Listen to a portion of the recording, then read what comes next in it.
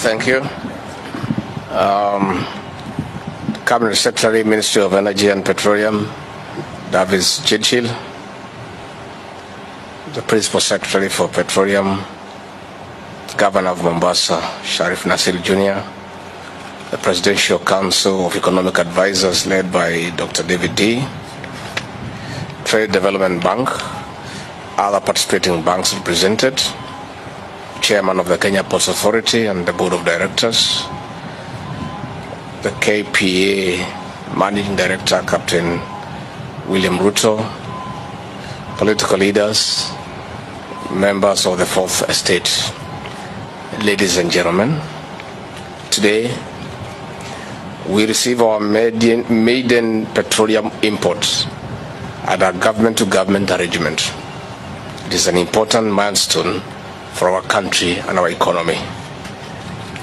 The petroleum regulations, the Petroleum Importation Regulations 2023 provides that the importation of super petrol, diesel, and jet A1 into the country shall be undertaken either through the open tender system, OTS, or a government-to-government arrangement. The monthly imports of 3 petroleum products is approximately 740,000 metric tons, of which 60% is for local consumption, while 40% is for transit market. The petroleum imports are paid for in US dollars, which has of late strained the country's foreign exchange reserves. This has caused difficulty in US dollars liquidity, resulting into rapid depreciation of the Kenya shilling. The Kenya shilling USD exchange rate is a critical variable in determination of petroleum pump prices. Any Kenya shilling's depreciation is directly transferred to the consumer, hence increased retail prices. Ladies and gentlemen, in an effort to ease the aforementioned pressure, the government has therefore entered into a memorandum of understanding with prospective governments and signed master framework agreements with the respective petroleum trading entities for the supply of petroleum products on a 270 days term on an extended credit period of 180 days. Through this arrangement, the country is set to realize greater macroeconomic benefits, namely accumulation of additional foreign reserves of approximately $3 billion in the next 6 months as demand for foreign exchange cases from the oil sector. 2, sustained build-up of foreign exchange reserves arising from the deferred payments for fuel imports for 6 months, which will significantly improve the country's foreign reserve levels. 3, reduction in speculative tendencies in the foreign exchange market, which has in the past exacerbated exchange rate volatility and caused sharp depreciation of the Kenya shilling. I wish to encourage holders of foreign currency deposits to offload or sell to the market as confidence and normalcy returns to the foreign currency market, which is already being witnessed.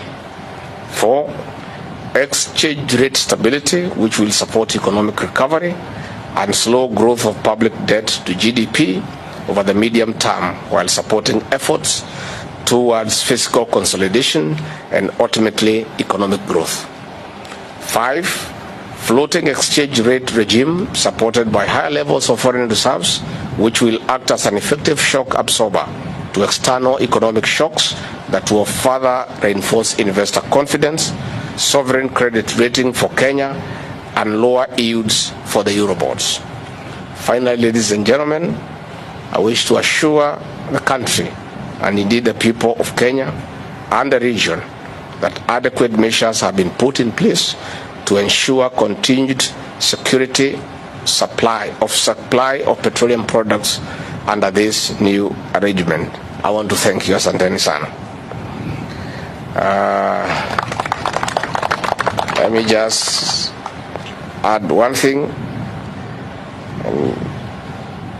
ask all those Kenyans, business people, investors, who have been holding US dollars for speculation purposes, please offload your dollars to the market today and tomorrow.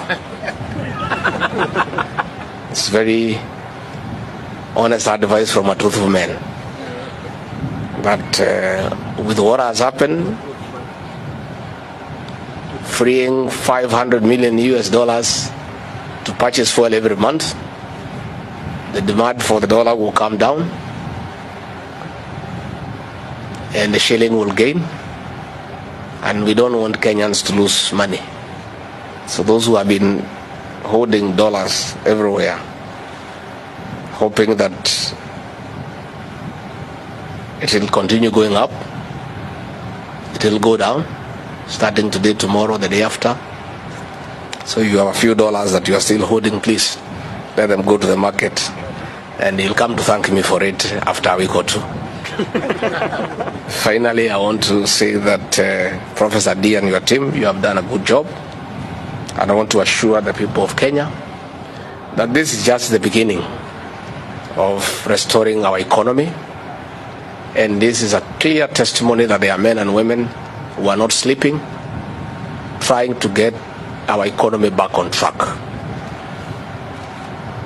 I want to say that things have not been very good, but as the English say, the darkest hour is just before dawn.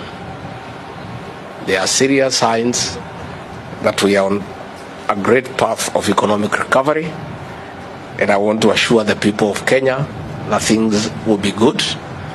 I want them to know that the President and his team are doing everything possible to bring back our economy to where it was.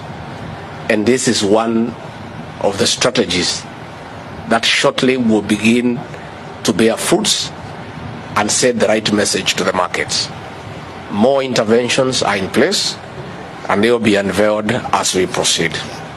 Finally, I want to thank the chairman and the new board of directors for KPA and the new managing director, Captain Ruto, for the interventions that you have made in this port to create efficiency. This port was riddled with a lot of inefficiency, and for the short time that the board and the new MD has been in office, we are beginning to see very good signs of efficiency. I was here 3 weeks ago, I'm here today, and the story that I'm getting, the account that is being given by the stakeholders in this port, the workers, the clearing and forwarding agents, the ship operators, everybody is happy that the new board of directors and the new management have put into place the right interventions to create efficiency so that this port can be the destination of choice for anybody who wants to use a port facility to either export or import goods. So with those very many remarks, I want to say asanteni sana, na watu ya magazeti kama muko na dollars kidogo pia na nyinyi muachilie. Najua nyinyi ni marafiki wetu na hatutaki muumie. And for the record, this is a way to bring down the cost of fuel. That strategy of fuel subsidy is foolish because it's not sustainable. And we want to dismiss with contempt those who are calling us and telling us to reinstate subsidizing consumption. It cannot work. The government will subsidize production because it's sustainable. And therefore, we want now to tell those who have been telling us they want to go to the streets so that we bring back the fuel subsidy. It will not happen. This is a practical way of dealing with the high cost of fuel and other products in the country. I want to thank you. Asanteni sana.